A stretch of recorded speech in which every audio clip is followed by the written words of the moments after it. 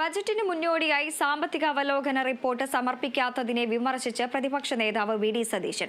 നടപടിക്രമങ്ങൾ അനുസരിച്ച് ബജറ്റിന് ഒരു ദിവസം മുൻപ് സാമ്പത്തിക അവലോകന റിപ്പോർട്ട് നൽകണമെന്നും എന്നാൽ ഇത്തവണ അത് നൽകിയില്ലെന്നും പ്രതിപക്ഷ നേതാവ് നിയമസഭയിൽ പറഞ്ഞു. ലോക്സഭയിലെയും നിയമസഭയിലെയും കീഴ്വഴക്കമാണെന്നും അത് നിർബന്ധമായും പാലിക്കണമെന്നും അദ്ദേഹം കൂട്ടിച്ചേർത്തു. സർ, നമുക്ക് നിയമസഭയുടെ നടപടിക്രമവും കാര്യനിർവഹണവും അനുസരിച്ച് ബജറ്റ് അവതരിപ്പിക്കുന്നതിന് ഒരു ദിവസം മുമ്പ് എക്കണോമിക് റിവ്യൂ ടേബിൾ വയ്ക്കേണ്ടതാണ്. അത് പാർലമെന്റിലും നിയമസഭയിലും വരുന്ന കീഴ്വഴക്കമാണ്.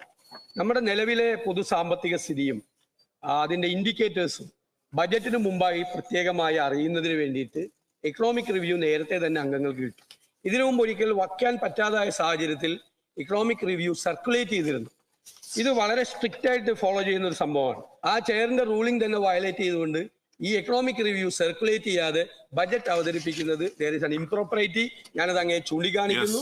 അത് വേണ്ട നടപടികൾ, കർശനമായ നടപടികൾ, ഇനി ഒരിക്കലും അങ്ങനെ സംഭവിക്കാതിരിക്കാനുള്ള നടപടികൾ ബഹുമാനപ്പെട്ട ചെയറിന്റെ ഭാഗത്ത് നിന്ന് ഉണ്ടാകണം എന്ന് ഞാൻ അഭ്യർത്ഥിക്കുന്നു.